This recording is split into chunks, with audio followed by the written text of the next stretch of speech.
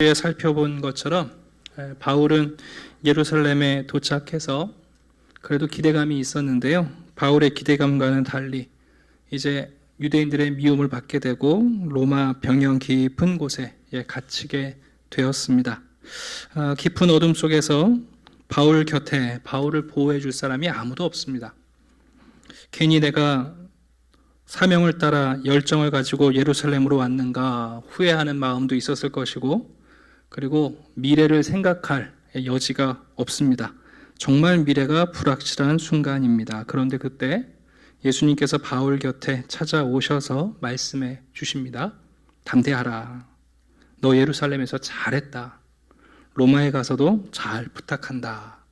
우리나라 성경에는 옆에 서서라고 번역을 해놨는데, 이 동사는 품는다, 덮는다 그렇게 해석할 수도 있어요.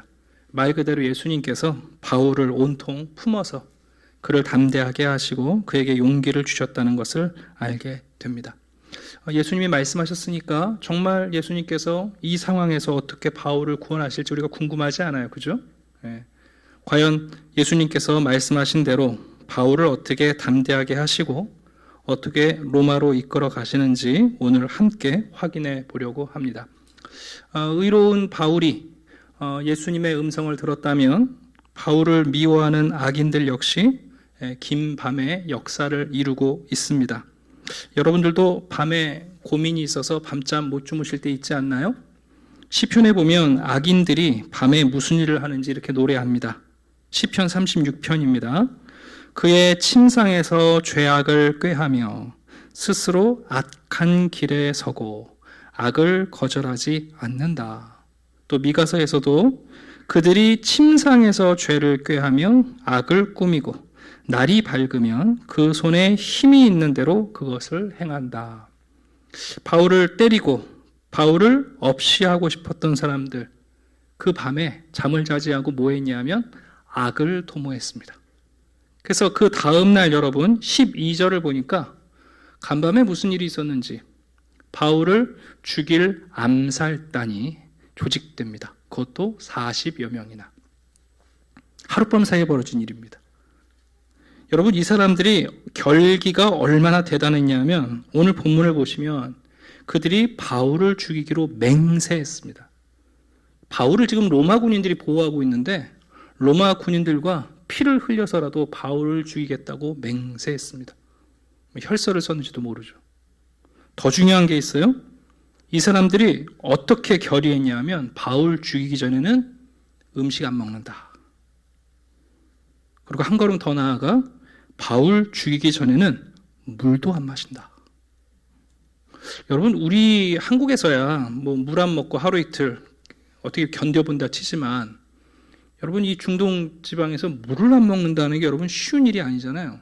그러니까 이 얘기는 뭐냐면 이 암살단이 바울을 죽이기 위해서 무슨 장기 계획을 세우는 게 아니라 오늘 내일 적어도 3일 안에 바울 죽인다 이거예요.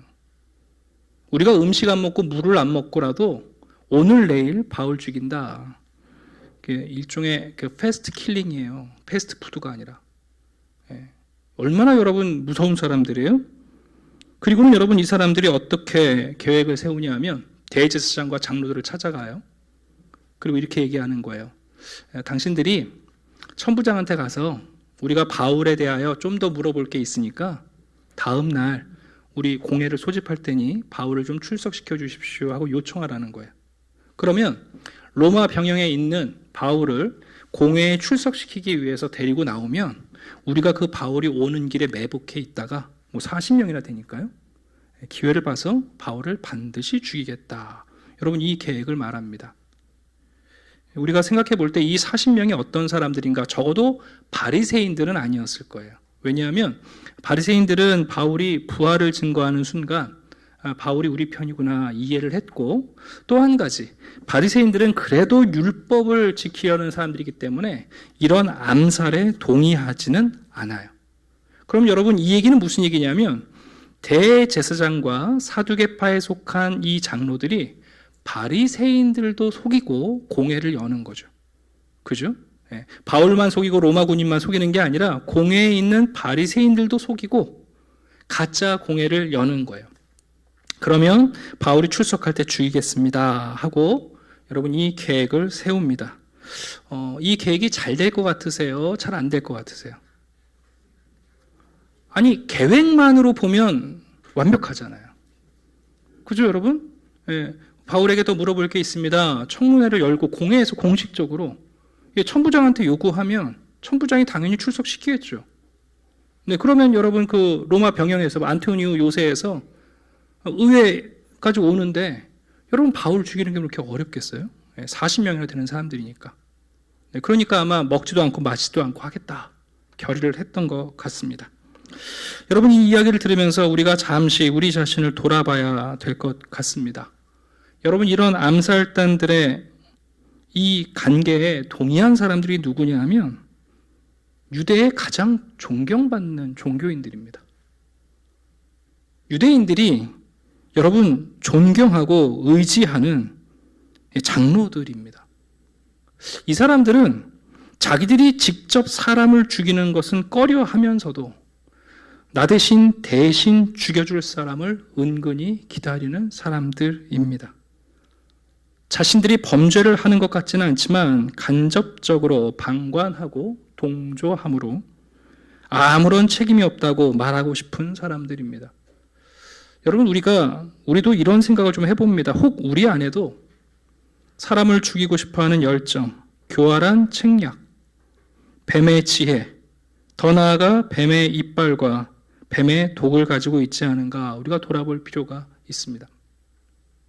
제가 첫 번째 드리고 싶은 말씀은 여러분 뱀같이 지혜로우시되 여러분이 뱀이 되시면 안 된다는 겁니다.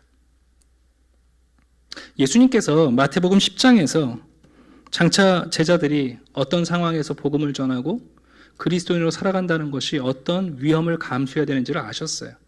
그래서 이렇게 말씀하시지 않습니까? 보라, 내가 너희를 보냄이 양을 이리 가운데 보냄과 같도다. 그러므로 너희는 뱀같이 지혜롭고 비둘기같이 순결하라.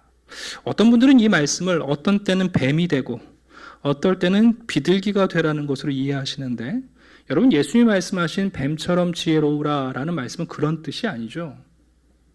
뱀처럼 지혜로우라는 말은 뱀에게 물리지 않기 위해서 뱀의 지혜를 이해하라는 거죠. 뱀이 어떤 동물인지, 어느 길로 다니는지, 뱀이 어떤 독이 있는지를 알아야 뱀에게 안 물릴 거 아닙니까? 그리고 심지어 그 뱀을 피하기 위해서라도 비둘기와 같은 순결함을 잃어버리지 말라는 주님의 격려입니다.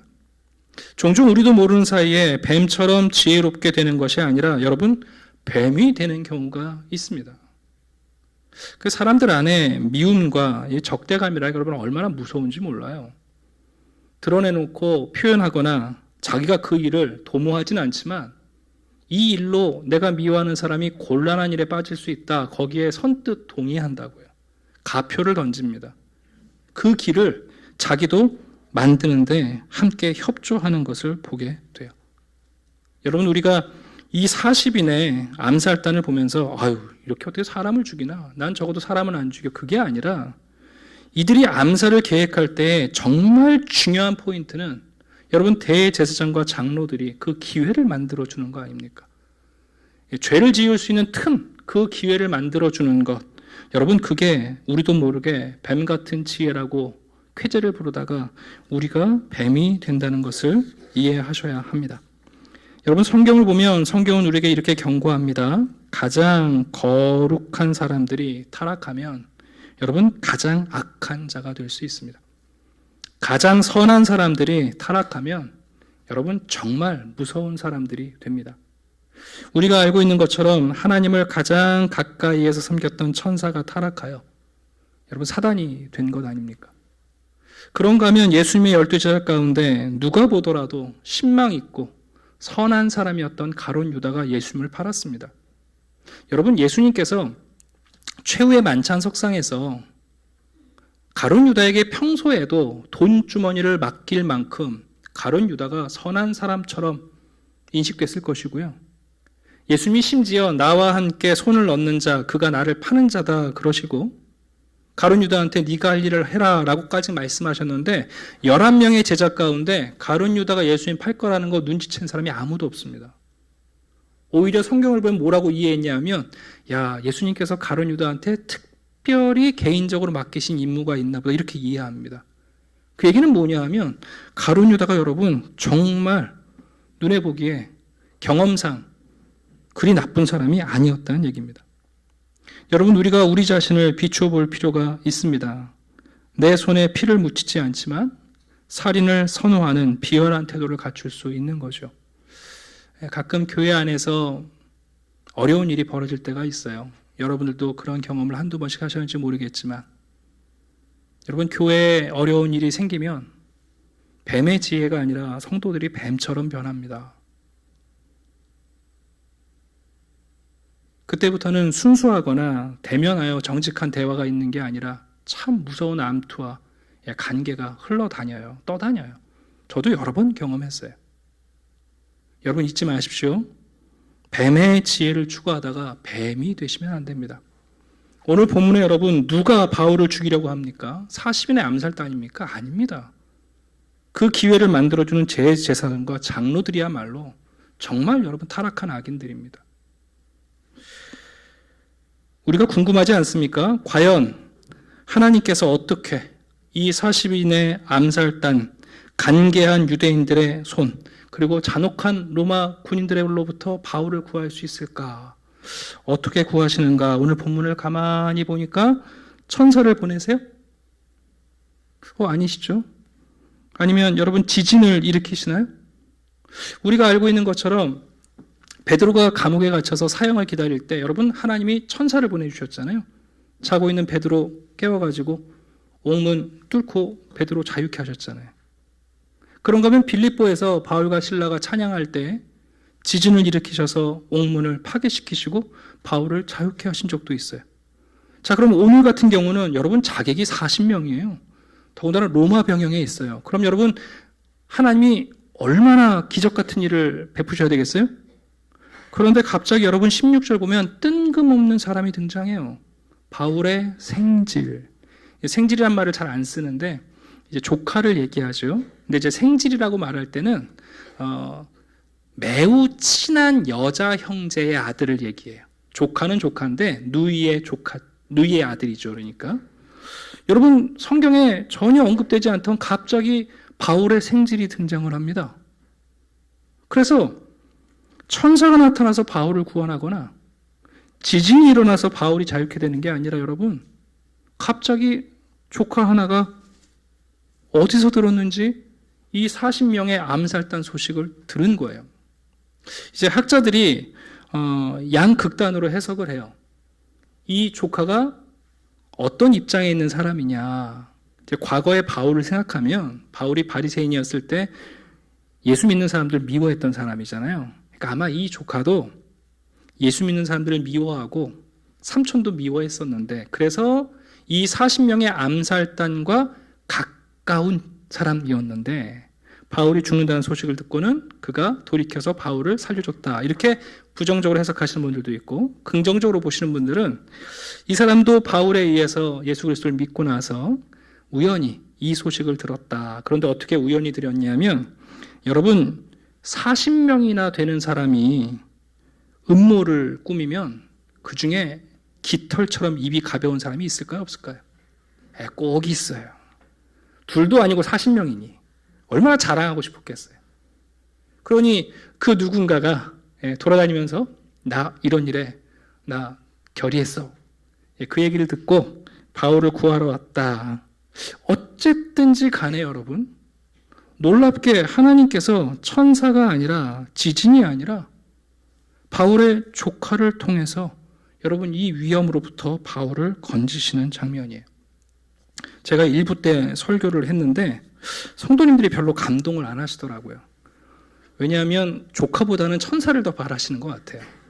이 조카보다는 지진을 더 기대하시는 것 같아요. 근데 여러분 가족은요 천사보다 더 빈번히 우리들의 삶에 출몰합니다. 가족은 여러분 지진보다 더 자주 오래 우리를 흔듭니다.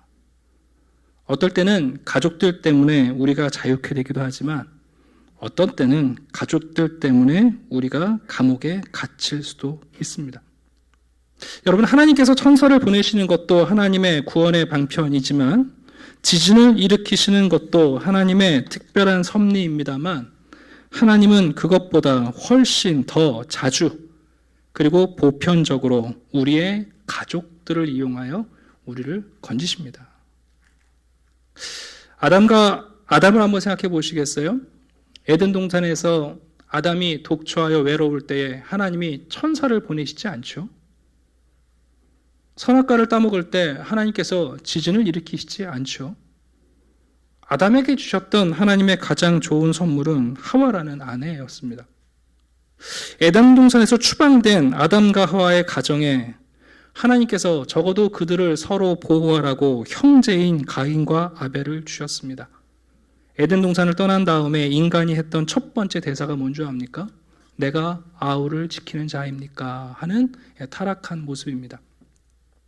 오늘 설교를 준비하면서 저는 여러분들에게 우리의 가족과 친척이 얼마나 소중한 사람들이며 또 그들을 통하여 우리가 얼마나 더 자주 오래 구원을 받는 하나님의 섭리를 경험할 수 있는지 우리가 한번 돌아봤으면 좋겠습니다.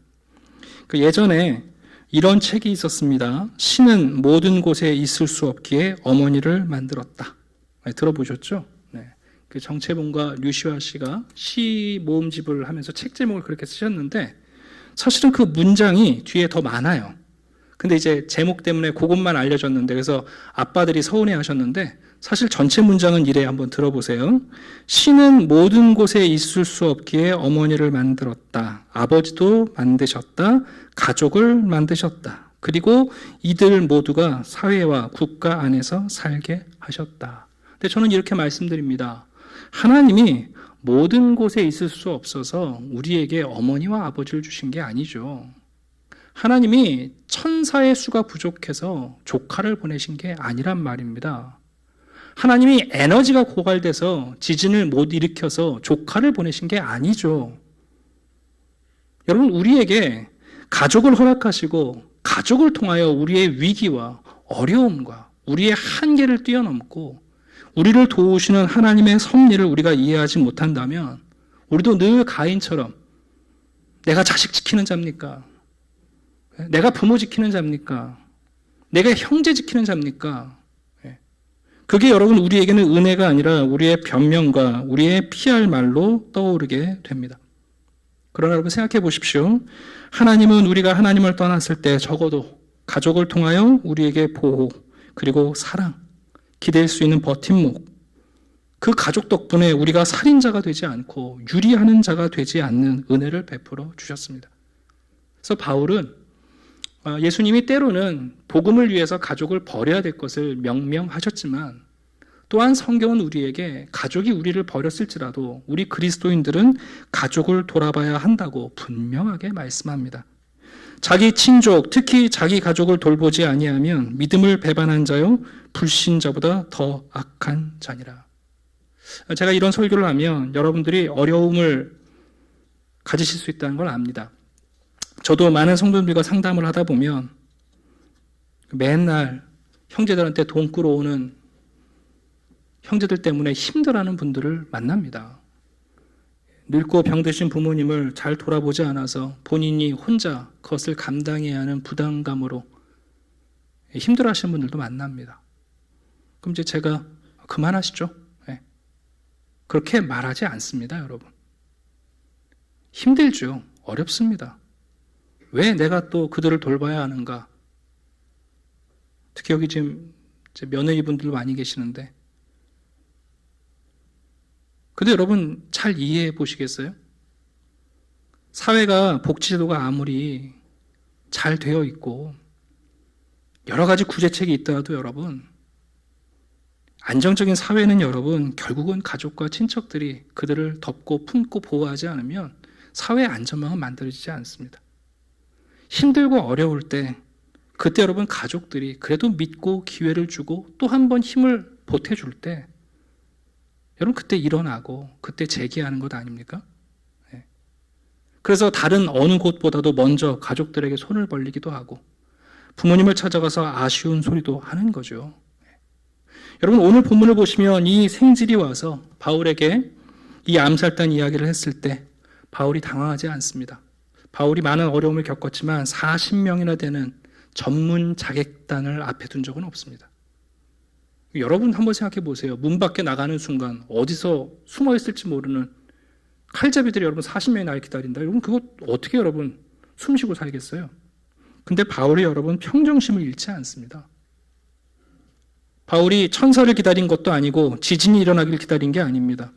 조카가 자기를 찾아왔을 때 바울은 냉철하게 판단하고 백부장을 불러서 그 조카를 천부장에게 소개합니다. 아마 이 생질 역시 바울을 구하기 위해서 자기의 생명쯤은 걸지 않았을까요? 만약에 암살단들이 이 조카가 이런 일을 했다는 걸 알게 되면 어떻게 했겠습니까? 먼저 죽였겠죠. 로마 군인들한테 가서 이런 소식을 전할 때 로마 군인들이 안 믿어주면 어떻게 합니까? 그럼에도 불구하고 사랑하는 삼촌을 위해서 이 생질이 천부장 앞으로 나아갈 때 참 기적 같은 일이 벌어져요. 19절 한번 보시겠어요? 천부장이 그 조카에게 이렇게 반응합니다. 먼저 손을 붙잡습니다. 웬 남자들이 웬 손을? 친절하게 맞아들인 거예요. 네. 어쩌면 이 천부장이 뇌물 갖고 왔나 싶어서 반겼는지도 모르겠습니다만은 어쨌든 여러분 손을 붙잡아 줍니다. 네. 그리고는요 함께 조용한 곳으로 물러갔어요. 여기 물러갔다는 표현이 따로 조용한 곳에 자리를 마련했다는 거예요. 야, 뭐야 빨리 말해. 이게 아니라 조용하게 초대해요. 그리고는 조용히 물어요. 내게 할 말이 뭐냐? 충분히 말해라. 여러분 우리가 사랑하는 가족들과 친척들을 위하여 좀 힘들지만 애를 쓸 때 놀라운 일은 세상에서 친절이라는 기적을 만나게 돼요. 제가 이런 얘기하면 그냥 말하는 거 아닌 거 아시죠? 네. 저도 어머님을 모시고 있고 긴 인생을 살아오면서 늘 결단하는 순간이 있죠. 또 이 짐을 질 것인가? 내가 또 결단을 해야 할 것인가? 이 손해를 감수해야 할 것인가? 근데 참 신기한 건 여러분 그 짐을 선택하는 순간 진짜 친절이 찾아와요. 그래서 내가 돕는 게 아니라 그를 도울 수 있는 사람들을 만나게 돼요. 내가 여러분 어떻게 우리 형제들을 다 도울 수 있어요? 내가 어떻게 성도들을 다 도울 수 있겠어요? 그럼에도 불구하고 얘기를 듣다 보면 그를 도울 수 있는 사람들이 떠오르고 기회가 생각나고 그런 길이 열리는 것을 보게 돼요. 자, 얘기합니다. 오늘 본문 보시면 3번이나 되어 있어요. 이 암살단들이 먹지도 않고 마시지도 않고 바울을 죽이려고 합니다. 21절 그러니 천부장 혹시라도 내일 공회에서 그런 요청이 있으면 따르지 마십시오. 네. 여러분 천부장이 이 말을 다 들었어요. 그리고 그 말을 그대로 믿어줍니다. 네. 청년을 내보내면서 나한테 이 말했다고 아무한테도 말하지 말아라. 그리고는 여러분 그때부터 천부장이 부지런히 움직여요. 이게 여러분 하루 만에 되어지는 일들 아니에요? 갑자기 백부장 둘을 불러가지고요 군인을 모집합니다. 소집시키는데 보병 200명 그리고 말탄 기병 70명 그리고 창으로 공격하고 방어하는 군인들 200명 도합 470명의 군인을 소집시킵니다. 이 숫자는 당시 예루살렘을 지키고 있던 로마 군인 전체의 절반에 해당되는 숫자입니다. 산술적으로 보면 40명의 암살단이 바울을 죽이려고 하는데 로마 군인 470명이 바울을 지키기 시작합니다. 그리고는 그 밤에 천부장이 벨릭스 총독에게 간단한 보고서를 써서 군인들과 함께 바울을 말에 태워 보냅니다. 약 60km 떨어진 안디바드라라는 곳까지 470명의 군인이 함께 동행을 하고요. 그곳부터는 이제 기병들과 함께 가이사랴까지 바울을 인도했다는 기록이 오늘 본문의 내용입니다. 여러분들에게 드리고 싶은 3번째 이야기는 여러분 예수님께서 간밤에 바울에게 찾아오셔서 담대하라고 말씀하셨잖아요. 네, 바울은 정말 그 말씀을 믿고 있습니다. 그래서 이른 아침 좋은 일이 있을 줄 알았더니 40명의 자객이 있다는 소식을 들을 때 바울이 평정심을 잃지 않습니다. 또 하나님께서 분명히 무언가를 하실 것이다 하는 거죠. 여러분 밤이 지나면 그 다음에 뭐가 와요? 새벽이 옵니다. 그리고 그 다음 날이 시작됩니다. 제가 성도님들한테 가끔 알려드리는데 우리가 성경을 읽어서 아는 게 아니라 영화를 봐서 알고 애니메이션, 만화로 성경을 배우는 적이 참 많아요. 그래서 오해하시는 것 중에 하나가 뭐냐면 대표적인 게 그 노아가 아니라 모세가 홍해를 가를 때 왜 우리 영화 10개나 애니메이션 보면 모세가 지팡이를 홍해에 탁 찌르면 물이 갑자기 쫙 쓰는 거 많이 보셨죠. 그래서 다들 그럴 거라고 생각하세요. 그런데 출애굽기 14장을 보면 이렇게 묘사하고 있어요. 모세가 바다 위로 손을 내밀매 여호와께서 큰 동풍이 밤새도록 바닷물을 물러가게 하시니 물이 갈라져 바다가 마른 땅이 된지라. 여러분, 하나님께서 순식간에 물을 이렇게 세우신 게 아니라 아무것도 보이지 않는 그 밤에 바람을 불어서 헤어드라이어기처럼 물을 말리신 거예요. 그래서 여러분, 바다에 길을 내셨어요. 우리 성도들이 어려움을 만날 때 여러분 이런 하나님의 손길을 잘 이해하지 못하세요. 천사가 나타나야지. 지진이 일어나야지. 근데 여러분, 엘리야가 지진 중에 하나님의 음성이 안 들리고 번개 중에 하나님 음성 안 들리잖아요. 그러다가 자기를 찾아오시는 세미한 음성을 듣잖아요. 여러분, 우리가 하나님의 은혜를 경험하는 여러 통로 중에 사실은 가장 빈번하게 그리고 가장 오랫동안 우리에게 나타나는 하나님의 은혜가 바로 가족이에요. 그래서 믿음 좋으신 분들이 종종 그런 고백하시잖아요. 부모님의 믿음의 길이 나에게 바다에 만들어진 마른 길처럼 자기를 인도했다는 것을 고백하고, 때로는 형제들이 자기를 위해 기도한 그 기도 때문에 자신들이 주님께 돌아왔다는 이야기를 하는 것 아닙니까? 네. 혹시 여러분들 이런 말씀 드리니까 에이, 우리 집안 식구보단 천사가 난데, 에이, 그냥 지진이 일어나면 좋겠네. 그렇지 않아요. 네. 특별히 5월 가정의 달을 맞아서 오늘 이 본문을 여러분들과 나누면서 여러분들께서 하나님이 얼마나 부지런히 일하시고 하나님이 나를 위해 부지런히 일하시는 영역 가운데 우리의 가정이 있고 우리의 친척이 있다는 사실을 잊지 않으시면 좋겠어요. 그 대표적인 증거가 룻기서죠. 네, 룻기서예요. 몰락한 집안을 여러분 누가 일으켜 세울 겁니까? 모든 것을 다 잃어버린 절망하는 나오미의 가정이 여러분 어떻게 회복이 됩니까? 방법이 없어요. 먼 친척인 보아스가 그 가정의 기업을 물러줘야 돼요. 룻기서 3장에 보면 참 기가 막힌 표현이 나와요. 룻이라는 그 이방 여인이 자기의 시아버지 가문을 살리겠다고 여자로서는 참 두려운 일을 하잖아요. 간밤에 보아스가 누워있는 그 이불 밑으로 들어가서 자기의 몸을 던지면서 우리 집안을 좀 살려달라고 부탁하는 거 아니에요? 네. 오늘 바울의 생질보다 더 큰 희생이죠. 그때 여러분 보아스가 어떡합니까? 룻에게 친절을 베풀잖아요. 근데 사실 표면적으로 보면 보아스가 아무것도 안 해준 것 같아요. 거절한 것 같아요. 그냥 돌아가라고 그러잖아요. 그 밤에 품어주고 안아주는 것도 아니고. 그러니까 룻이 여러분 돌아오면서 시어머니에게 걱정하는 거죠. 제가 하긴 했는데 거절당한 것 같습니다. 그거 아니에요? 그때 여러분 나오미가 이렇게 말합니다. 내 딸아, 이 사건이 어떻게 될지 알기까지 앉아 있으라. 그 사람이 오늘 이 일을 성취하기 전에는 쉬지 아니하리라. 여러분, 하나님께서 우리를 위하여 쉬지 않으십니다. 네, 정말 쉬지 않으십니다. 부지런히 움직이십니다.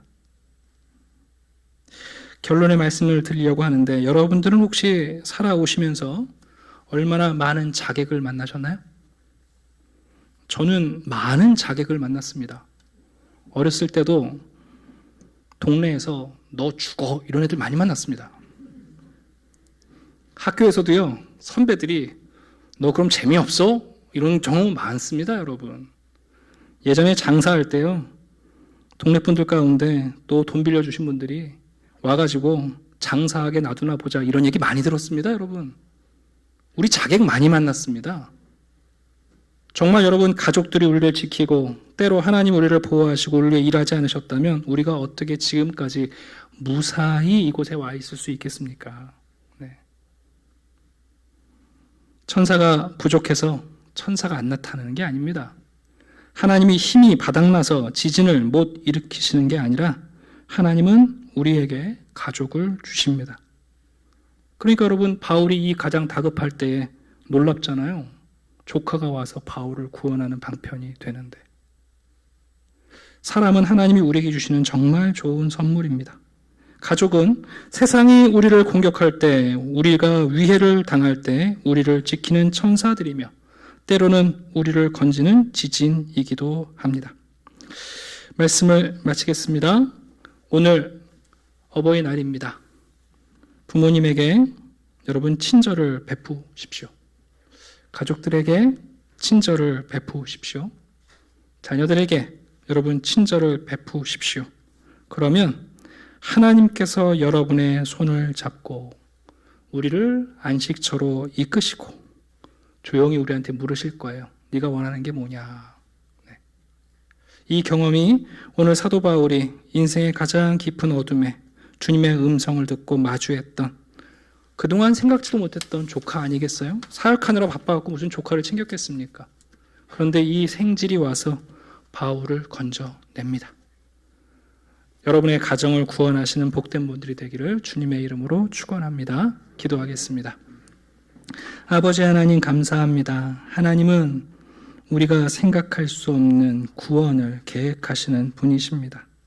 때로는 천사를 보내시고 때로는 지진을 일으키십니다. 그러나 하나님은 더 빈번히, 더 자주, 오랫동안 가족들을 통하여 우리를 보호하시고 지키시고 우리를 인도해 주십니다.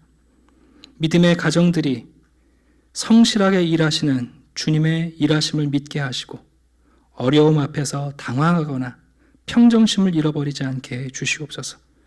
우리를 위하여 깊은 밤, 날이 새도록 동풍을 불어일으키시는 주님의 성실을 믿게 하시고 우리가 우리의 가족들을 위하여 친절과 희생을 마다하지 않을 때 하나님이 베푸시는 친절, 세상이 문을 열어주는 아름다운 경험들을 할 수 있게 도와주시옵소서. 그리하여 결국은 내가 만난 예수 그리스도가 우리의 가정을 구원하고 우리의 친족들을 살리는 복음으로 능력이 나타나는 가정들이 되게 해 주시옵소서. 예수 그리스도 이름으로 기도드립니다. 아멘.